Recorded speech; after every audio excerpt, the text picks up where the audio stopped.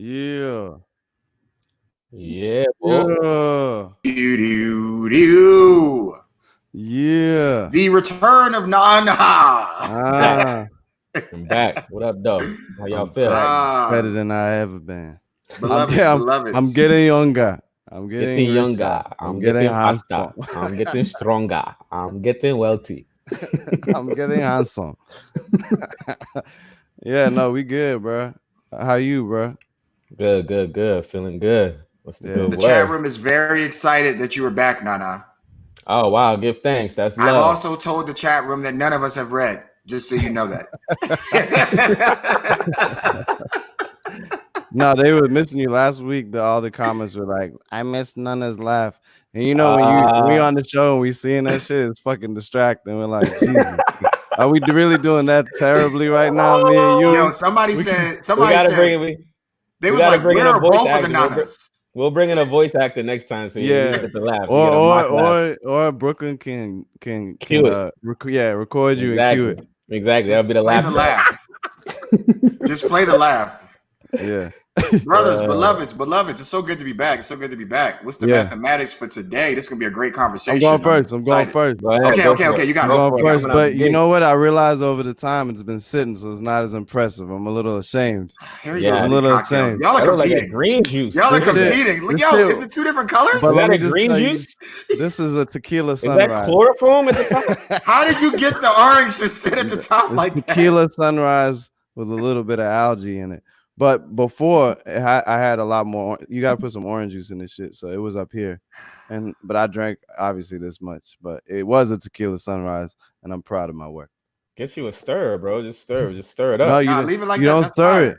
You let it, you start drink it like segregated. this. You drink it segregated, and then it becomes integrated as you segregation. melt Here's your drink, segregation. What about you, Nana? I kept it simple today.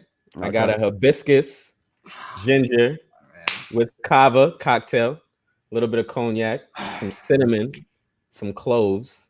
This nigga said I kept it simple. I kept it simple. And names off 20 ingredients. I got a little bit of lime, a little bit of kava. Sprinkled curry paprika. Not regular water. I have salsa water from the Aztec Empire. Yes. Like what? Aged 200 centuries. This glass is 2,000 years old. That's for next week. Oh my goodness gracious. I'm very simple. You guys know how I like to do it. Oh, man. Here we go. Red wine. Station wine? Oh, I wonder what brand. 19 Crimes, my favorite. 19 Crimes on brand with the topic. 19 Crimes. And I also today, before the show, because I'm on daddy duty mode, as you guys know, I hit the bong outside before the show. Not around the child. This was outside. I got a Heineken bong, like a true Caribbean man. Huh? Did you make that yourself? Did you buy it like that? You're not really a hands-on. You're not a handy guy. Of course I did. I am a hands-on guy. I definitely can build. We know you, bro. We witnessed. Y'all don't know me well enough to know that I can build. I go to Home Depot all the time. They know my name. All the time. They know my name. All the time. They know my name and Lowe's. What do you buy? Tape? What do you buy? First of all, you go to Lowe's. Absolutely not. Second I have a marble countertop that I created. Home Depot's not for us, by the way. Home Depot's not for us, by the way. It's not. We can't do Home Depot anymore. No more Home Depot. I don't believe you're handy. It's cool. I'm not a handyman. Why do you not believe I'm handy? I'm from the 80s. I've never seen you do anything handy. 80s. Of course you haven't seen that. When was there that I was supposed to do that? Yo, you lived in a house. Build a door. Build a door. First of all, you were a boy in the 80s, bro. You're really from the 90s. You couldn't even pick up a 2x4. I was born and raised in the 90s, back when you used to still be handy with your hands. I build. I'm not going to let y'all do this. Y'all have done a lot. What did you build? I want to know what's on your building. Y'all are not going to do this. No, you build communities. No, you build communities. You build networks. You build relationships. What physically have you built, though? I built a countertop. I've built beds. IKEA. I've done lighting fixtures. I have done. How do you not look hardy? What does that mean? There's a look to being able to build. The chat room is saying that I look. Stereotyping. Oh, The that's stereotyping me. horrible. I'm not gonna let you do my brother like that. Come on, man. And after you just did him like that. He said you built sandwiches. I'm not gonna do PB and J. Anyway, brothers, good to have y'all. Salud. That is salute. shit. Let's go. Let's go. So Whose porch we're encounter amped about today because we get to talk about something that money. money and a topic that we love because we grew up playing sports and never became professional athletes. Unfortunately, No. we all walked on to teams and walked right off. We can talk about those journeys too. Our athletic we journeys. definitely gonna, because at some point I know me and my guests are gonna surprised you, go. We're gonna go at it about our game. Today's book is called $40 Million Slaves. It came out almost a decade ago. The author was William C. Roden, and he speaks about how even though we have athletes that are making unbelievable amounts of money, it doesn't necessarily translate to ownership and actual equity in the sports industries that professional athletes play. And he's made some amazing points, many that are still relevant today, some actually that have updates. And we brought on somebody special that'll come on in a few minutes. But Yui, why don't you tell them how he came up with that phrase, $40 million slave? Absolutely. So the slave came from there was a game when a player by the name of Larry Johnson, he was boycotting the media. And I think we've seen a lot of athletes do that where they get fed up with the media. They're like, look, I'm just not talking. Most famously, what's our guy, the running back from the Seattle Seahawks? I can't think of his name right now, but from Oakland. But he did it as well. Hey, baby girl, it's okay. I'm not boycotting you. Don't worry. So he talked about how Larry Johnson was boycotting the NBA, and he made a statement by saying that we are some rebel slaves. He was like, we are rebel slaves. And basically the comment that he was basically acknowledging that it felt almost like slavery. Well done. Zayla, you're already finishing your father's sentence. All right, look at that. Cutting me off, right? Zayla. Yeah, I agree with it though. That it was like that it felt like slavery. And then he was at a game and this guy in the crowd was like, hey, you're $40 million slave. He just yelled him out. He yelled out at him, and that was where the author for this book, that's where he got the title for this book. So he was talking, he was more so using it as a metaphor, not saying that it's something that is actually the reality. The entire chat room is asking to see my baby. Oh, wow. Y'all trying to put, she trying to stay, she on the low right now. She's definitely on the low. She's in the shadows. On the low. We're gonna bring on our guest, who I'm especially excited to bring on because I've known her for years. She's a sports broadcaster, friends of the room, friends of the squad, one of the fellow tribeswomen, a fellow Nigerian as well, a former hooper, who has heard many challenges to one-on-one games by professional athletes and rapper artists like myself. She covers the NBA. You can catch her on ESPN on any given moment. Ladies and gentlemen, Rosalyn Gold-Onwude. Yes. Yeah, what up, Doe? Roz, what's up? Hey. So what's up, guys? I'm so excited to join you guys. I have cheers, by the way. Oh, hell yeah. Oh, hey. Yeah. There Salud. we go. Salud. Ashe. Yeah, I do want to hear about these athlete pasts you guys allegedly have. I've heard Alleged. Wow. See, she's always firing. We can start there. I can start there. I Legend. walked on to everything. Baseball, did it once. Somebody threw a pitch at me. I was like, nah, I'm cool on that. Football, I stopped growing. And it was really painful trying to be a running back and a DB at the same time. Basketball, same thing. Stopped growing. But I kept my old man shot that Jadena saw and can vouch that I was at least. Oh man, do you shoot? You start from over. You start from over your head. You start from over your head. 14 for 17. Guess where on the court he would shoot from? Where? Like, you know that old man shot. It's always, and people that don't just inside of the foul line. Yeah, it's either just inside or it's the top of the key. because they think Jadena, come on, that's dude. where you're supposed to go. Don't So, tell no, him. Come on, brother. You saw me out there banking it from 3. Banking it from 3 is Come on, exactly man. what he does. He banks it from 3. That's how old man that shit is. It's like a set shot from like the Bob Cousy era, and he banks it off the motherfucking backboard. That's and on brand. That's on brand for you, sir. Yeah, he's a way better player. What about you, Nana? Where'd you I played every sport. I played every sport coming up, whether it was for the actual school or just like the neighborhood. Until I got to rugby, though. Rugby, when they showed me the video, I was like, y'all can have that. Yeah, right. Y'all can have that. I'm not trying to get hurt. That was one. Yeah, like people was missing teeth in the orientation video. I was like, bro, I'm good. I'm good off that. I played every sport. I still feel like I do, but I don't. Every time I try to play one of the sports, I get injured now, and injuries are now things that you just have to live with forever. So I'm trying to limit the sports I'm playing now. And also growing up, and Roz, maybe you relate to this, like having a Nigerian parent. For me, sports was, my father was skeptical of sports. He was suspicious of it. If it took time away from your studies, it took time away from doing tangible change.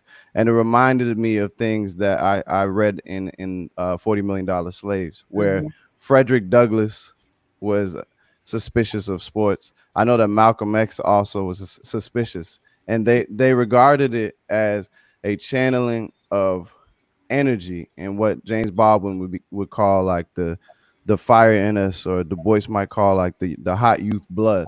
And you channel it through these warriors, and it just diffuses all that energy that could be converted towards, social progress or whatever. These were the theories of some of these men, including my father. So when I was playing sports, he always reminded me that if I wasn't going to be the Michael Jordan, then it's not worth it. So it reminded me of this book, and I wondered if it was a similar experience for you. Growing up like you with a Nigerian father, I think there's a lot of things that are mixed in there. And I think my story and journey with sports is also going to be intertwined with gender, as well as race. And also ethnicity. So yeah, my dad, Nigerian, he wasn't about basketball. He barely fully understands what I'm doing as a sports broadcaster. So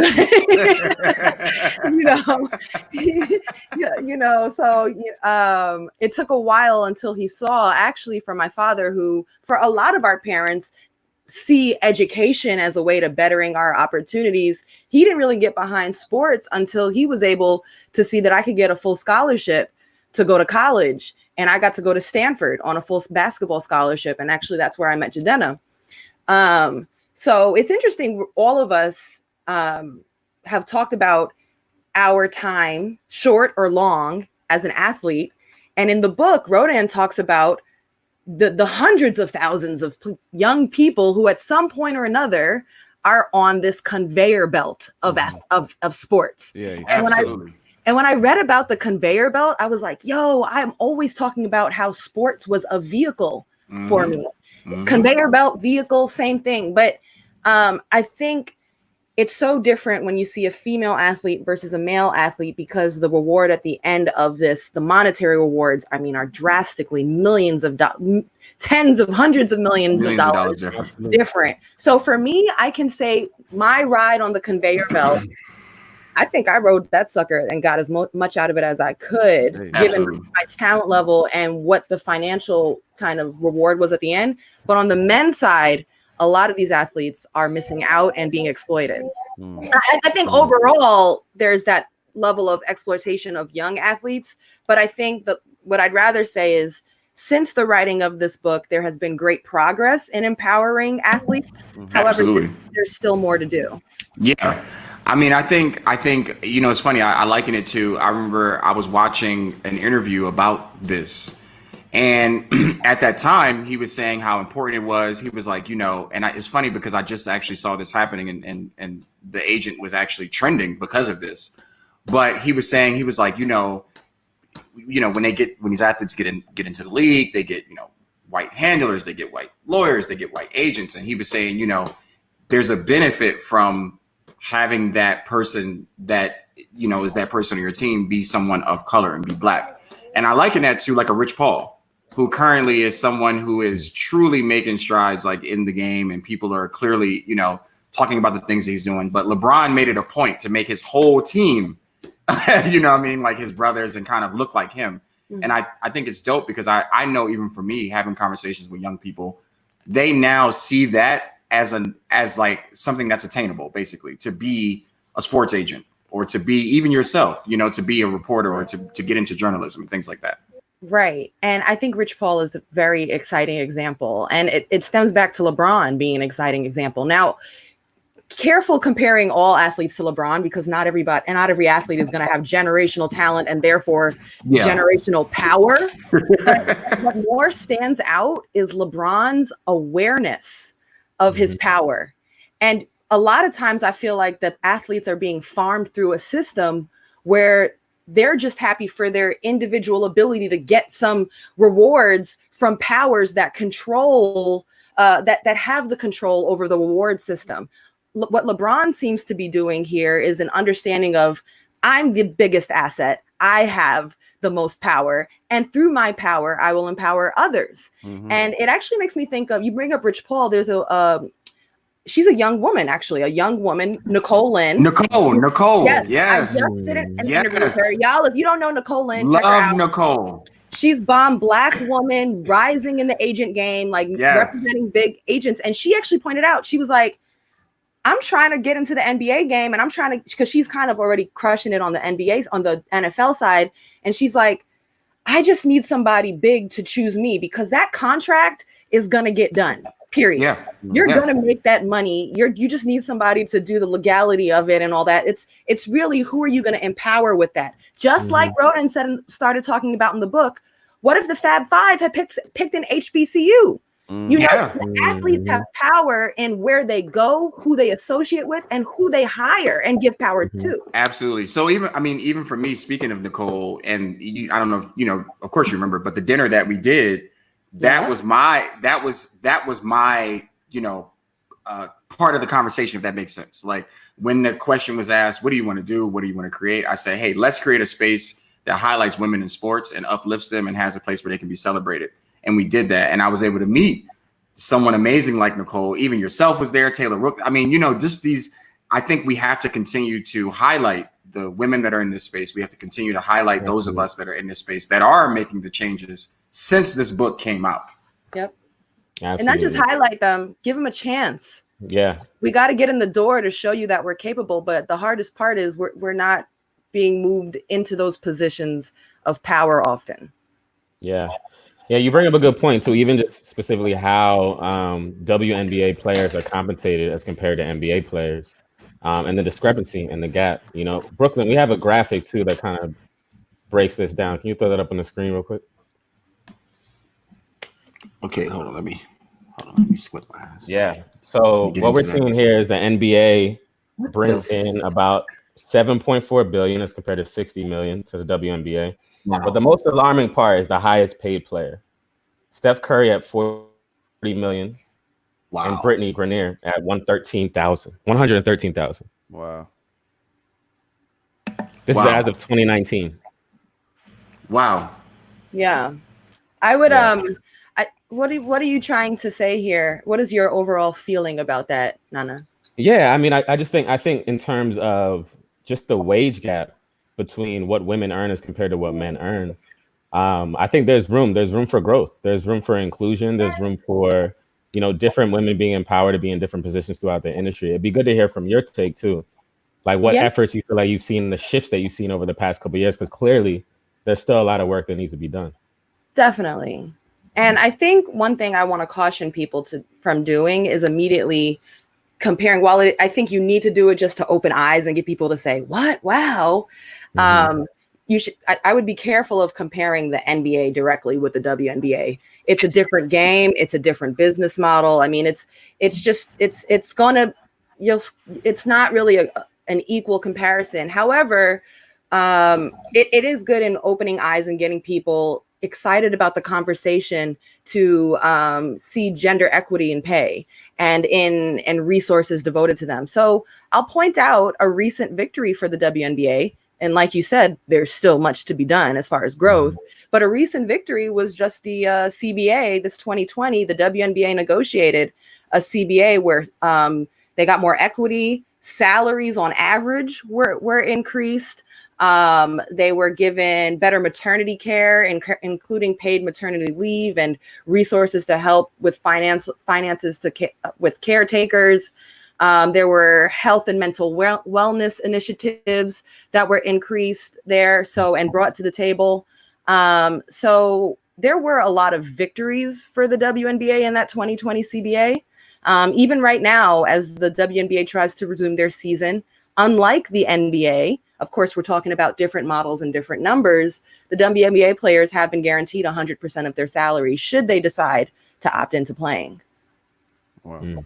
So your point about not comparing WNBA and NBA, I understand that, but at the same time, that's naturally what people are going to do.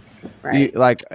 And maybe it's different with basketball as far as like how much revenue the WNBA brings in and NBA. You have to account for that just in any business. Like, there's obviously a lot more revenue that is generated by the NBA.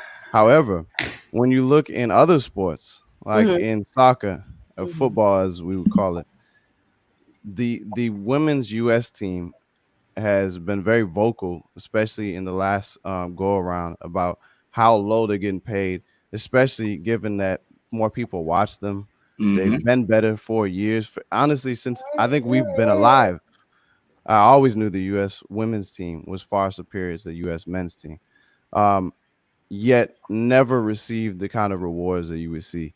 So I think that what we're talking about in terms of how much women are getting paid in relationship to men is a global battle that's beyond even the WNBA, NBA. You find it in a field where a women's team outperforms, is more exciting, more entertaining, has more gold medals, and still faces the same kind of disparity that was in the chart that none have put up. So that's how regardless, Mercy Chanel said women's soccer just got that bonus, but they are still underpaid. So to your point, Nana, there's more. You about to say something? Yeah, I was going to say, I mean, taking this back to the book, and kind of the idea of whether you're whatever profession you're in, what do you guys feel about this idea that there is an innate responsibility to speak up on social justice issues? If you're an athlete, if you're someone that's in the eye. I remember, something my dad said, not even speaking directly of social justice, but just in general, when it comes to amassing wealth and this idea of, when you use the word slave, it's just such a jarring such a jarring word. But he clearly did that on purpose. He did that, purposely to spark this conversation. But I remember I was really excited. Shaq had just signed to the Lakers and had got this huge contract. And I was, in the hood, we were celebrating this. We were like really celebrating the fact that Shaq had gotten this new contract. My dad pulls me to the side and he says, just completely shattered my dreams. But he did it in a way to teach me a lesson. He was like, you're excited that Shaq got this money. And I was like, yeah, Dad, like, this is incredible. Like, Shaq is $100 millionaire now. And he was like, yeah, so if Shaq is $100 millionaire, then someone signed that check, right? And I was like, yeah, Dad, I wasn't thinking about that. And he was like, yeah, exactly. Who do you think signed the check? And he made the distinction specifically to me to say, you can either be an entertainer or you can be an owner. Okay. Or you can cough. You can cough in the middle of it. Thank you, Lola. Thank you.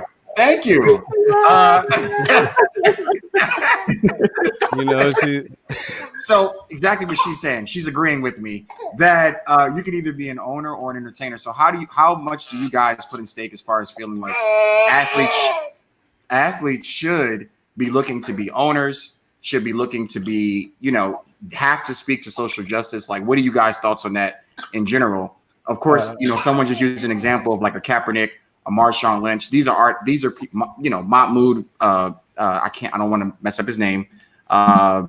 Mahmoud Abdul Rauf, even Muhammad Ali, and currently now even Kyrie Irving, who are okay. There's speaking two. to this. There's Like, what two do you guys different think about things. that? Yeah, two questions. One, you're saying should they have a social responsibility and speak to the current events of the time. The second thing you're asking is should they have ownership? Um, Let me start with the second one. Absolutely. Fuck. Yes. Equity in what you're playing with. They are what the book the $40 million slaves likens athletes to is the natural resources that power these industries. And you can compare that to Africa. Of course, Africa should have ownership and stakes in what's in the soil. In the same way, athletes should have stake in the fact that their talents are what's boosting these revenue dollars. I think that's undebatable. And I want to return it back to that. But the social responsibility question, some people should speak, other people should shut up. And yeah, there's some people that I don't want to hear from. There's just actually some most that, people, no. There's a lot of people that I don't want to hear from. And the reality is that's okay. You know what I mean? Like, I think the conversation about silence is complicit is there's more to it than that, right? I think that there are many roles that people should play. You're gonna need some people to be the orators. Not everyone's supposed to be a Fred Hampton giving a speech. You know what I mean? Like, different people got different roles. If you're the person that's in the background maneuvering things, if you're the person that's organizing, like, there are other different roles. And so I think that's super, super key to like think about, is that there's multiple ways to be involved. What's interesting in this Kyrie and LeBron debate is, even though there's two sides that have formed, they're both actually operating on social responsibility. Absolutely. LeBron, who has a proven track record, is saying, I can use this, and we as players can use this to channel efforts, not just the dollars, but the attention on us while we're playing. We can actually form certain movements. I can see LeBron wanting to sit down with Black Lives Matter and Patrice Cullors and the whole squad to actually figure out how can we use the game. I can see him wanting to do that. At the same time, Kyrie's like, no, we need to actually step aside, and kind of in the vein that Chappelle was talking about in his recent stand-up. Let the streets talk. Let us support the streets and not be distracting. Both of them have good intentions. Both of them care socially, but they have two different tactics. Absolutely. I'm of the belief that, well, first of all, I think a lot of the change of hearing athletes stepping up and, stepping out, stepping into political, social, racial issues in America is in part due to the increase in technology, right? So now this, at a younger age, we all have platforms and we're more aware of what's happening around us, and we all have a voice, whether it's through our social media or beyond. And if you're an athlete, I mean, you're a brand, period. There's a lot of ways for you to get your message out.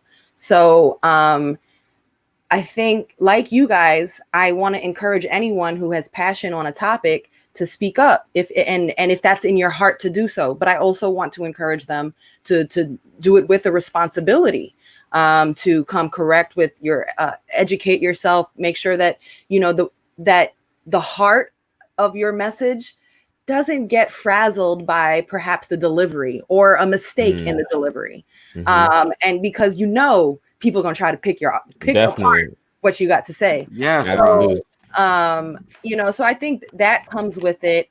I'm of the belief that the best option is to not let go of the platform that you have by not letting the season go to waste. However, I understand the passion of like, what can I do within my power to get people to see that I'm dead serious about not allowing police brutality or changing the way that Black people are treated in America, at the workplace, at supermarkets, when people aren't looking, and things like that. So Kyrie's arguments, I feel his passion on it.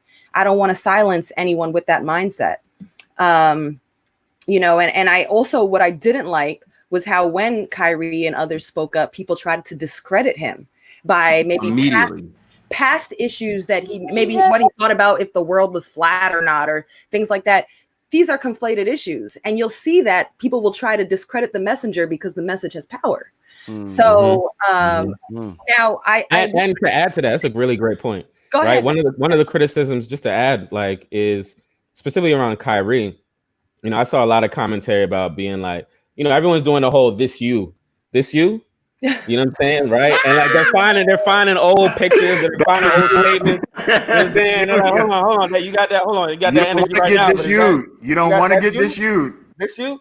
And like they did that with Kyrie, right? With the whole all white yacht party with the women on the yacht party, right? And to me, I'm looking at that, I'm like, okay. But I'm fascinated, like to me, I always get interested in someone's journey, right? And like depending on where their starting point is to seeing their growth.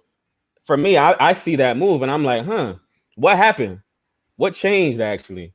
You know what I mean? I'll give you another great example that came up this past week. No Name, right?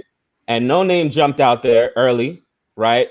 And felt the need to speak and not be silent, right? And in her speaking, a lot of people were like, yo, that thing that you said, you should read this. You should read a little bit more about this thing. Or you should read a little bit more about that thing. And what did she do? She started a whole book club. Yeah. Right? Starts a whole book club and literally in real time in front of an audience allows herself to be learned on things that she wasn't necessarily reading before. Right? It's amazing. It's amazing. That journey is amazing. Yeah. You know, and so from to hit your point, I think that's a great thing is like we live in a world where it's very, very easy for people to take bite-sized information and tear it apart without actually seeing people's journey. Thank you. And most people have not actually invested the time to actually see the entire conversation or statement by a person. Instead, they've heard a clip that might have been circulated on, you know, Instagram or Twitter. It was 20 seconds and they've made their decision. But there was 15 minutes of discussion, you know, or so we live in an American society where people's attention spans are limited.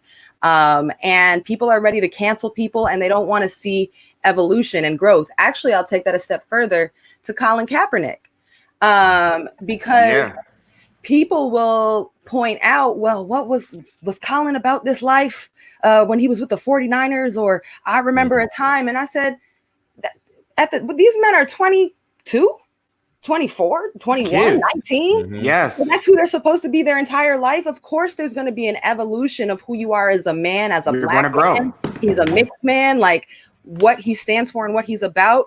And so it's okay to evolve and have your stance grow with you. And so I'm not someone who's trying to hold somebody to something that happened years ago.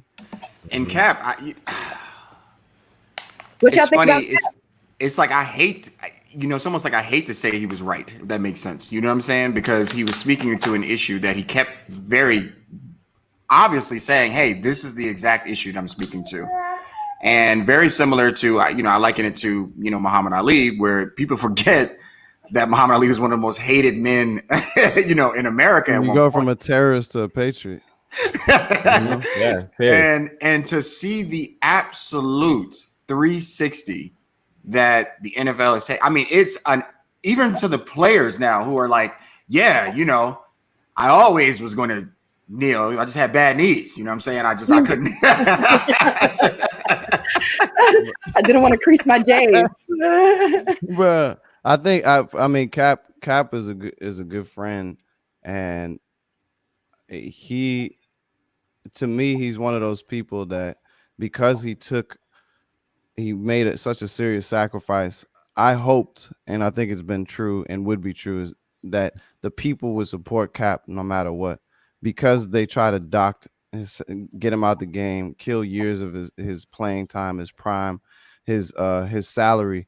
I always felt the people would support him, and I'm glad that the history has turned so that the masses of some people who may have been on the side of the flag and not kneeling for the national anthem, and you're a traitor to our country, now feeling like they see the patriotism in Cap. And I think that the courage that he took and the courage that you speak about, Roz, is giving me the courage to share something, guys. I've been thinking about this because ever since Kyrie, there's these talks about Kyrie and the Zoom calls, and he's floating this idea about starting a league. Some people say it's a rumor. Some say he's just tossing it out there. I want to double click on it. Maybe there's something there. He said double click on the point. I don't know. I've been hanging out with certain abolitionists. And what if What if we abolish the NBA? Oh man. Now wait. Why? You may say, why? Why would we abolish? Why would we get rid of the NBA? Well, maybe we should defund some of the owners. Maybe we should defund some of the people in ownership, but maybe that won't be enough because they'll find some ways to stay on top. And so maybe we have to scrap it like we are suggesting with police forces, rehire the owners that we do feel, rehire based on the actual ratios of ethnicity in the NBA, have players automatically have a stake in the team. Maybe a player comes on and it's a co-op. Maybe certain teams are ran like that. You have a share in the team as soon as you're signed. Maybe retired players are automatically assumed to rise up to a C-suite level if they choose to do so. Maybe this is another league. And the reason why I was thinking about it, we compare so many people from now to back in the day, and it's always the same. Colin Kaepernick, Muhammad Ali, 1960s. These days remind us of the civil rights movement, 1960s to the 70s. And then I looked, I was like, all right, in preparation for this episode, what was happening in the 1960s and 70s? And there was a league known as the ABA, the American Basketball Association. It was a rebel league that lasted, I believe, about 9 years or so. And it was started by these a group of gentlemen that figured if we just get 10 to 11 franchises, we'll be okay. And the franchise dollar to buy in was 5,000 US at the time, more than what 5,000 is today, but still not too pricey. They worked their way almost like a small business, and that's where street ball etiquette and finesse and the glamour and the glitz of the game, the 3-point line, the slam dunk contest, the jumping from the free throw line, a lot of that. Dr. J, who then informed Michael Jordan, all that came in that era. But I wondered as I was thinking about it, man, it really was a rebel league. If there was a league that was recreated, this would be the time to do it. I'm not saying we should or we shouldn't. I'm just saying that my mind went there as I was thinking about Kyrie and that Zoom call, just floating it out there and seeing if anybody bit. And that story went crazy, went wild, that Kyrie would even if that was real, that he would even suggest something like that. You know, that he would even suggest a league like that. I think it was a radical thing that happened. I think we've seen. Again, I ask you guys, what do you think about the Trojan horse theory? You know, that's kind of the ideal that LeBron has, where, look, we can use this wealth now that we have players like myself, now that we have players who are really speaking up and talking out, and even retired NBA players. You know, you got, Steve Jack and Matt Barnes and what they're doing, and just across the board, you just have so many athletes that are absolutely using their voices and their platforms. I think that's speaking to what Roz has said, is that the times have changed so much that athletes have their own. I never in my life would have thought that I would have seen, and I love these guys, Darius Miles and Quentin Richardson have like one of the dopest, like those are like, as a shout kid, out to the knuckleheads. yeah, I'm like, as a kid, like, it is giving you such a different perspective, voice, to these athletes, The quick question I want to ask you, Roz, is, as a journalist, speaking even to this year, how was that for you, or did you feel any responsibility? Of course, I know you did, but how was that maneuvering around that responsibility within yourself, and I'm assuming even your colleagues, as you see this year shift? Because first, we're dealing, 2020 started off and we was like, okay, let's go, 2020, 2020, let's go. And then pandemic, and we was like, all right, this is crazy. And then revolution happens in the middle of the pandemic. It's like, all right, another thing happens. Like, and then, the leagues get suspended. And I don't think this has ever happened in so long. For you as a journalist, as someone who is absolutely an orator of history of what's going on right now. Yeah. What did that do to you as a journalist, if that question makes sense? Well, before I make it so small as what does it mean to Roz or me as a journalist, or even the NBA or sports, I mean, the 2020 has been a tough year on the entire world, period. And navigating it is a day-by-day process. I mean, I'm learning just like everybody else is.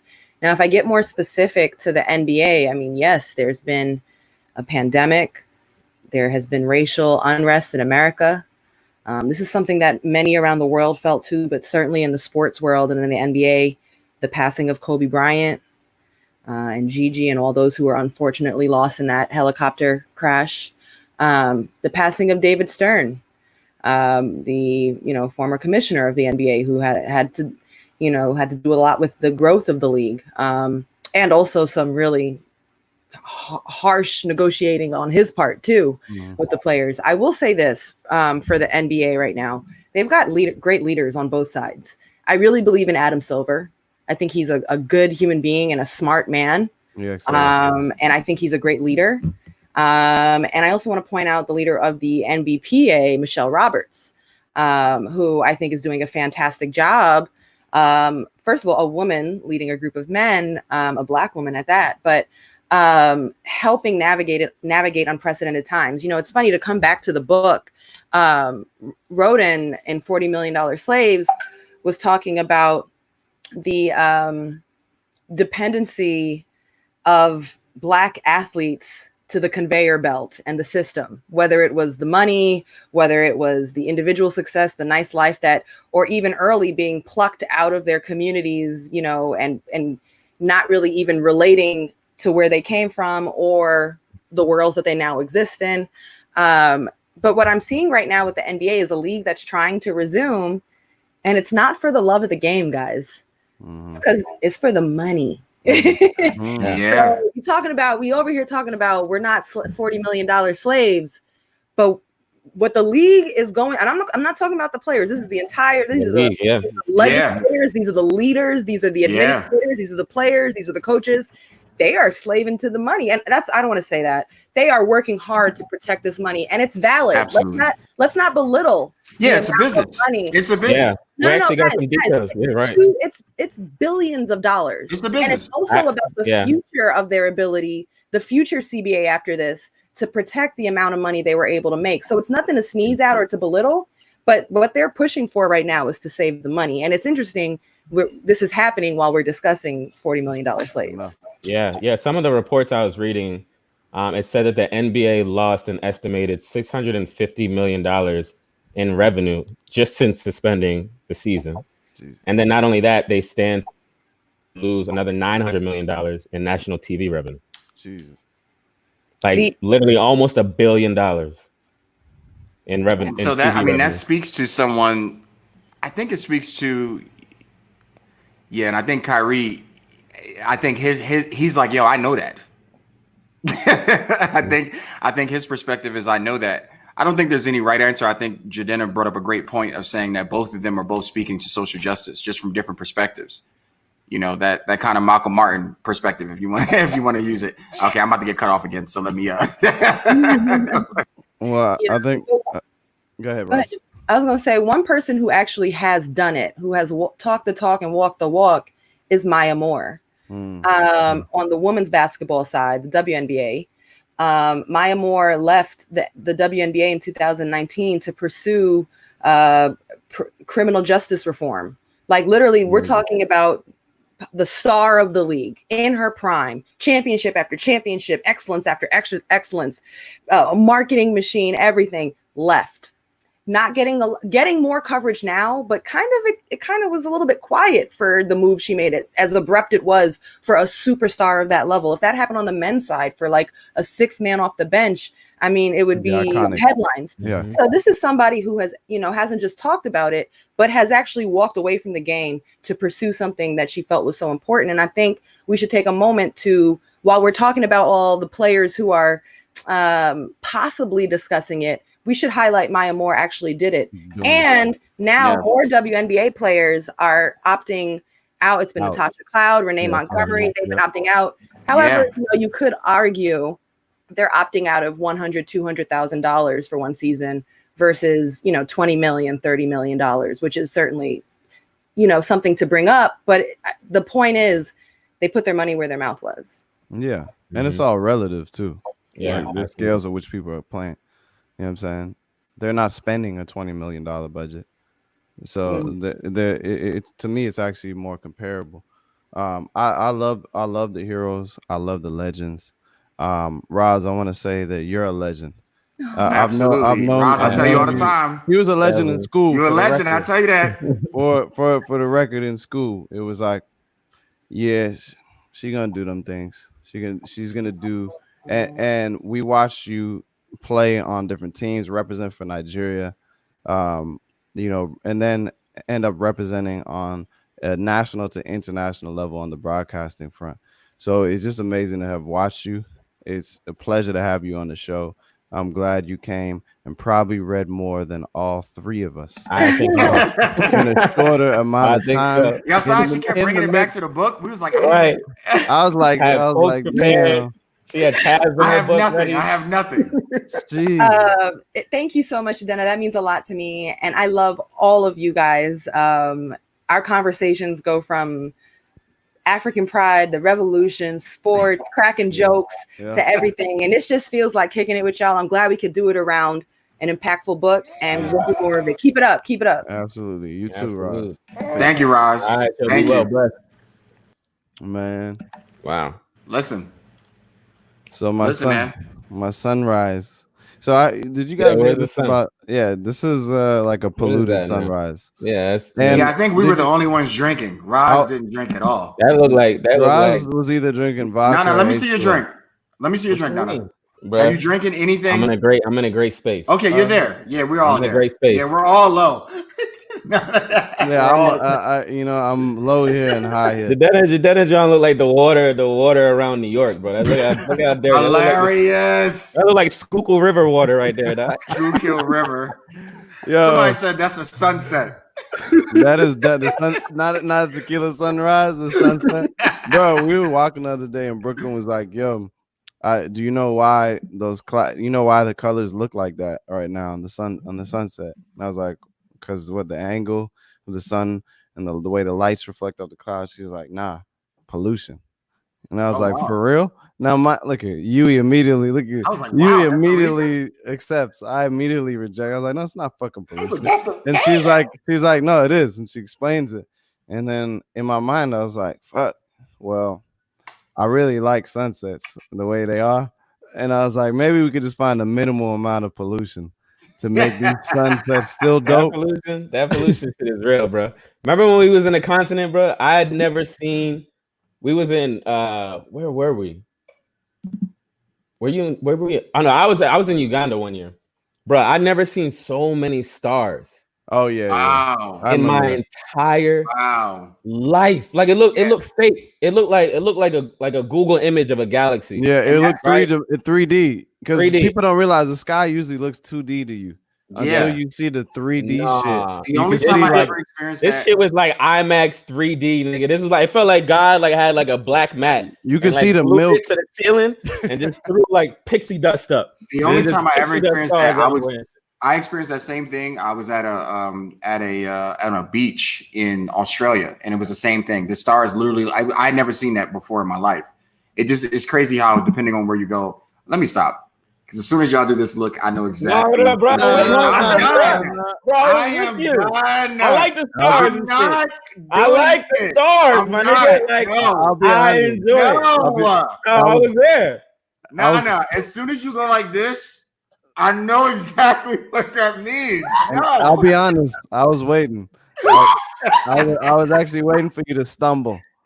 I was hoping Zayla was gonna grab your makeshift goatee, You and, see the type of stuff? I thought she was gonna like put a finger in your nose and No. then make you stumble, and then I was gonna pounce. When y'all tell y'all stories, It's I bigger. am in it. As soon as I tell my stories, y'all be like, You know what it is? There's certain people, and we had a guest named Josh Dean, Jimmy Dean. When they tell stories, there's always an outlandish aspect, and I always just want to double click on one part to see how outlandish it is. Because sometimes it's a bold lie, other times it's actually an amazing outlandish truth, and that's what I do with you that guys. was the most insulting example that this man has ever. Did you hear what he just said? I just want to make sure that the chat room heard that he said, sometimes when people tell stories, it's just a lie. and the other times it's outlandish. And I like to see whether they're going to lie or be outlandish. No, I'm not lying. What the fuck? No, it's cool. We like it. We like that you got to start. We like that you got to start. I want you to hear what your uncles are saying. Zayla, for the record, your father's an amazing storyteller. That's all I'm saying. Absolutely. Honest. Yeah, he just called me a liar. Thank you, chat room. I hope y'all heard that. I've been to Australia. It was amazing. I believe you. And the stars were incredible. I was just trying to be a part of the group. They be talking about basketball. I'll be like, yeah, man, I remember that time when I scored 2 points. I don't know, Yusuf. I don't know. That's a lie. I will say Yui's jump shot, he's not joking. Like that backboard shot. But my question is, where does this jump start? What his jump shot start? Oh, I do a full jump. Oh, it's a full jump. Is he starting behind here? Where is his starting point? Is it right here? Where is it? I want to know. I'm really curious. I gotta know. It is a literal jump shot. It's not to the side, which also even the sideways, when people do the sideways thing is weird because they go from here and they're like, oh, to the side, and they do this. It looks like they're trying to frame a picture or some shit. It is a literal jump shot. African dad with the iPad.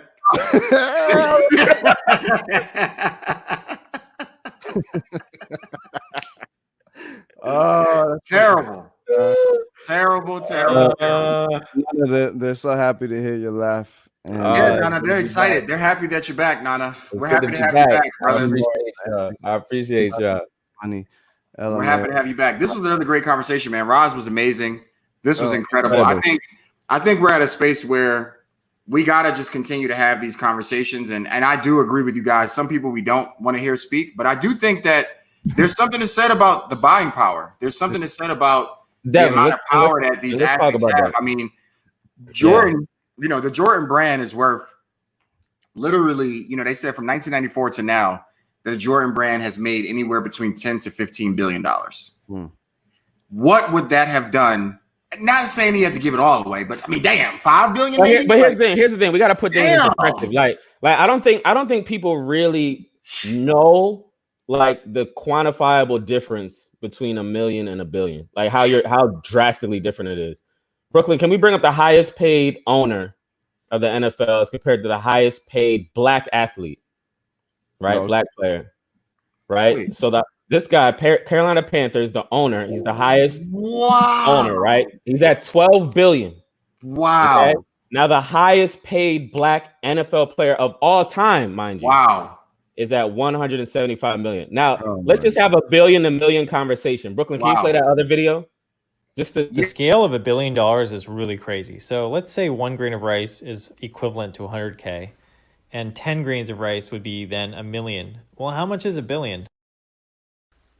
That is $1 billion, where each grain of rice is worth 100K. Look how much rice this is, guys. That's crazy. I just bought you like a Lamborghini right here, and I didn't even notice it was gone. Here's a $5 million house in California. And oh, look, I still have all this money. That 1 billion will feed all of West Africa with the jollof rice. Not having that will be set. No. Wow. But that shows you the difference. It's a vast difference between being a millionaire and a billionaire. The funniest thing, Yui, is that of all the things he scanned to pick to make, I know there's other videos that show the scale. But as a Ghanaian guy, it was rice. That's the one. Definitely rice. Look at how much rice I have left. Yeah, absolutely right. I saw like a more practical video that was like, "Hey, here's the difference with this," and it was like an infographic, and it was like all these moving parts, and I was like, "Yeah, let's get to the rice. Let's get to the rice." Yeah, the rice. Honestly, the rice. I understood that. Like, it resonates. Yeah, 1 billion kernels of rice can fit in a pot. Like I know how much that feeds. I understand that. It's clear. But yeah, so even the phrase owner, recently in the music industry, the master slave debate around for those of you who don't know, like within the production world and the touring world, the phrase master and slave are applied to devices. Master being the one that like controls the hub, and the slave being the one that does a specific job. And the same. And when I think about owner, we just said an owner and a player. I know it don't sound like much. No, definitely. No, it does. Every time I say it, I cringe. An owner, yeah, and a player, like a owner and a horse. Yeah, and that connects back to the book when they talked about jockeys early on. The old time like basketball player who he had all the money and had the fame and the women and blah blah blah.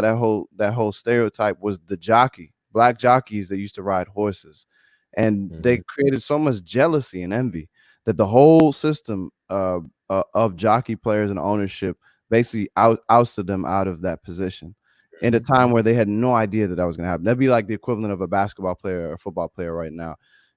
20 years from now, the whole football and basketball being white. Gutted. And gutted, yeah.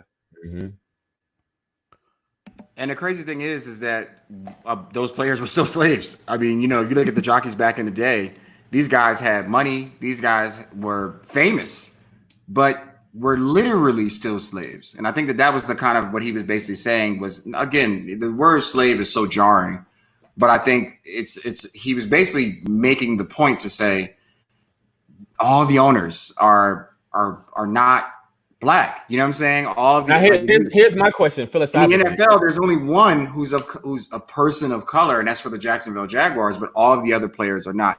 Even when you get to black coaches are still a minority across both the NFL, the NBA. Hockey was started by us. And look at hockey. Y'all know about the Rooney Rule? Come on, man. So the Rooney Rule, did a little research. The Rooney Rule is basically an initiative and a law that the NFL worked on that basically said that every single team has to at least interview an ethnic minority for a head coaching position. Not hire, just bring your ass Not hire. Not only that, there's a built-in loophole that says that rule doesn't apply to coordinator positions or like position coaches, right? It also doesn't apply to assistant coach positions, right? If they guarantee that person a contract to take the role of head coach, so point being, they basically made that rule not apply to the position that you need. You actually usually need to be in a position of being an assistant coordinator, an offensive coordinator. They're giving out, head coaching positions to people that were the wide receivers coach, right? But if you take that law and Giants, special teams coach, exactly. But if you make that rule not apply to like the pipeline, then you're not even getting people that actually are even going up that pipeline, essentially. So it's the NFL's way of like trying to do like an affirmative action situation, but it's a microcosm of capitalism, man. Absolute. That's what it is. Yeah, it is. All of it is. It's really just pimp and hoe. Yeah. Yeah, I mean, like at the end of the day, capitalism is pimp and hoe. Yeah. And you're either gonna be a pimp or a hoe, and anybody caught in between, if you're wondering, you're more than likely a hoe. And that's how the game works. You know what I'm saying? He said, if you're wondering, if you're not sure. Yeah, that Brooklyn, let's bring up that ESPN clip too. Let's bring up that little ESPN. Back out to our auctioneer, and earlier today, Al Wheeler auctioning off Antonio Brown. Next up for auction, we got Antonio Brown. Do I hear $20? $20, look at the one, look at the one, two. 23, look at the three, bid 3, look at the one, bid 4, look at the 5, look at the 5, look at the 5, 6, 7, 8, look at the 8, look at the 8, look at the 8, now 9, bid $30, bid 1, 2. 33, look at the one, bid 4, look at the 5, $35, look at the 6, now 7, 8. 38, look at the 8, now 9, $40, bid 1, $41, bid 2, 3, 4, 5, $45. We all learn all done. Sold $44 and the man up front, the crazy man, wild man. Auction drafts are fun. Meanwhile, if you lose your fantasy league, you don't want to do this. This is the mystery cup. This guy was finished. Hold on. First of all, wow, that motherfucker has. I've never seen that.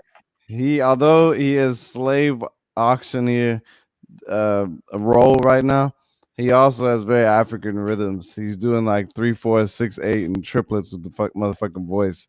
The shit is odd. He's both a slave auctioneer and very slave lingo. Learn the slave rhythm. The fuck was that?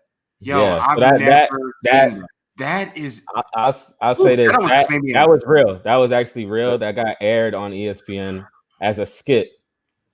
It got removed. ESPN apologized for it, but that was actually real. That wasn't a concept in a boardroom meeting. That was shot. There was production. They made crafts. They made a cutout of his face. That actually happened. Yeah, because that just made me a little emotional, man. I never seen anything like that. That's close to the truth. That's why people are disturbed. You're not disturbed when some shit is not real. You're disturbed when some shit is too real. And that is like the fact that they made that. It's kind of like Karen, where Karen's aware of her power, aware of white supremacy, and it slips up. I guarantee somebody was drunk or high. We get drunk or high and talk about sports equality, gender equality. Like, goodness gracious. Mysticism. That's what literally the lit review is. That's what happens because, as y'all know, when somebody usually is inebriated, a lot of time the truth spills out for better or worse.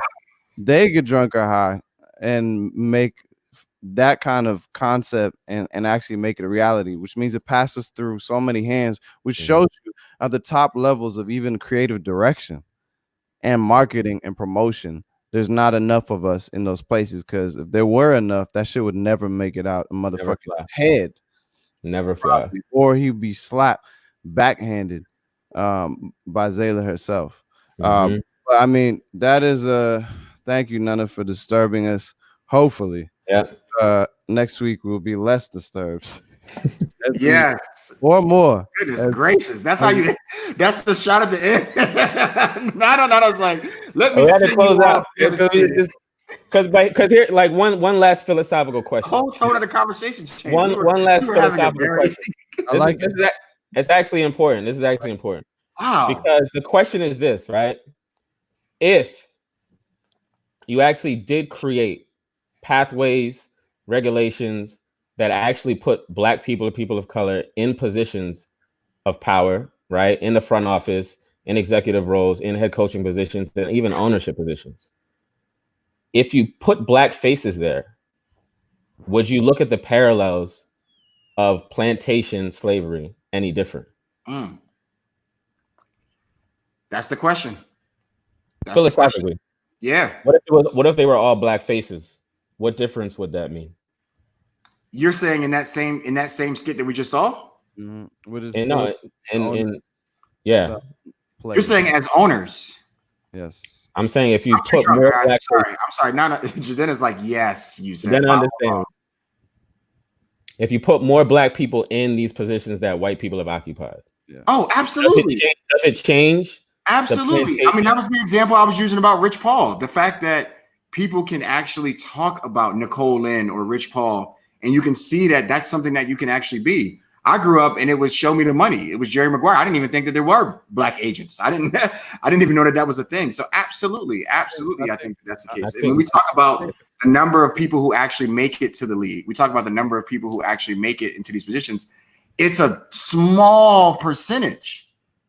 So absolutely, I think changing those faces would definitely change. I think it changes. I think it's a phase 1 or 2. The phase 1 is that yes, you have owners, you have different positions, more broadcasters, more writers, blah blah blah.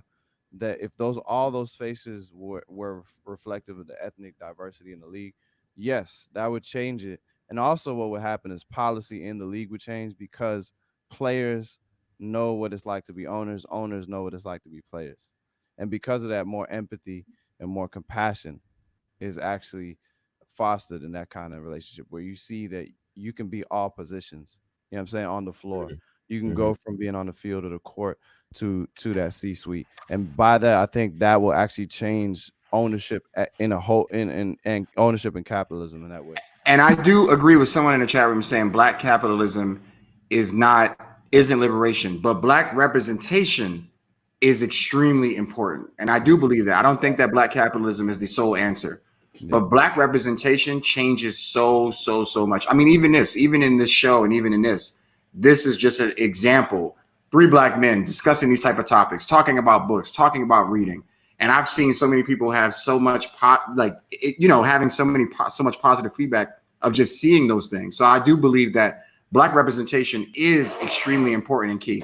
But I do also agree that Black capitalism isn't the end all be all to liberation. And I think that what the reason why I say phase 1 to phase 2, and maybe there's a phase 3, is that we have to see what it's like when we own things, and we have to know what it feels like, and then we have to have trust in ourselves that we can envision something new. We talk about communism and capitalism, Marxism. What is there another way that we can conceive of, and not some white old man thinker that we see in black and white images of while he was thinking in a cottage somewhere? What happens when we think of it?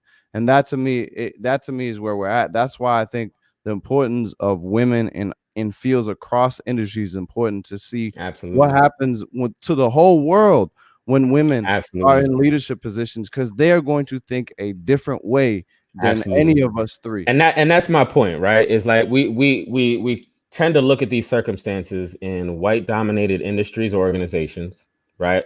Like in the same way we can look at corporations, right, that have taken stances, right? And then, you know, you'll have different black people that have worked for the corporation that come out and air them out. And it's like, yo, you're not about that statement. You actually just put over, you know, white letters over a black background, right? But like the question is, what happens when it's a black run company? Yeah. What happened when it's a black owned organization, right? And what do we actually have to? What are the differences? What are the inherent differences? And also, to what your point is, what are the possibilities too?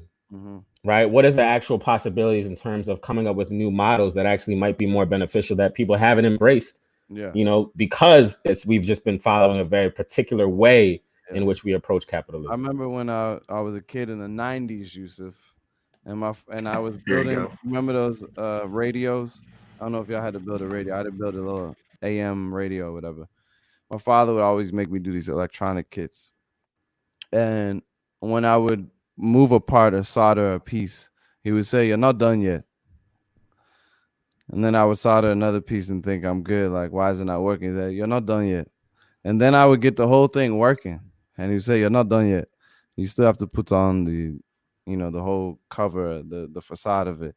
And I would put that on, and then I would think I'm done. I built the AM radio, man. My father's gonna be proud. And he would say, "You're not done yet, because now you have to build the FM radio." And his lesson was that always you have to think of what progress is, so you can have an A++ company, and everything's going well. You'd be an excellent leader, but women may feel uncomfortable and have expressed concern that they can't rise up and they're not heard. What is the A++?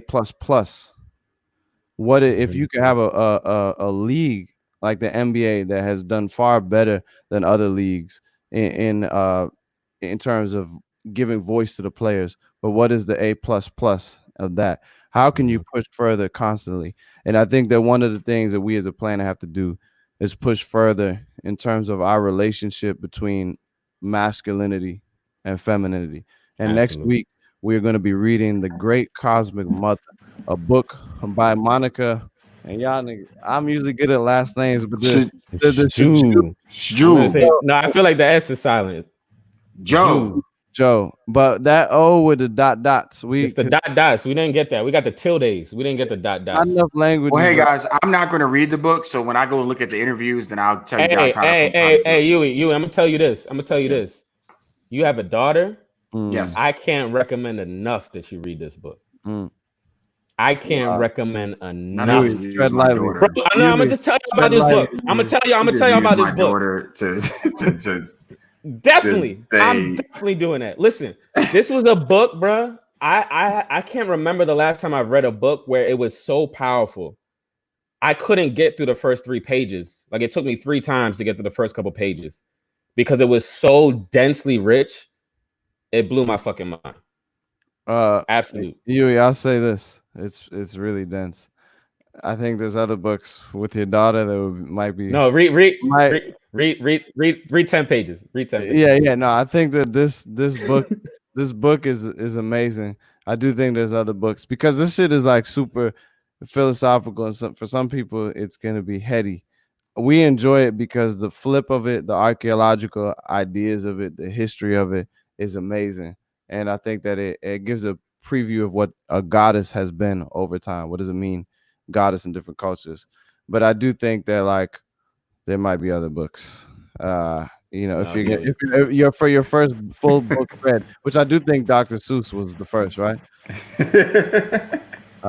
Maybe not. Sorry, I'm trying to get her to sleep. I'm trying to be a father. Talk about what I should do as a father, non-father. Right. Let's both non-fathers shut the fuck up. How about that? So Great Cosmic Mother will be next week. Monica, Jew. We don't know, but we will research. We'll find out the week. Thank you. Yes, next week. All right, y'all. See y'all. Peace.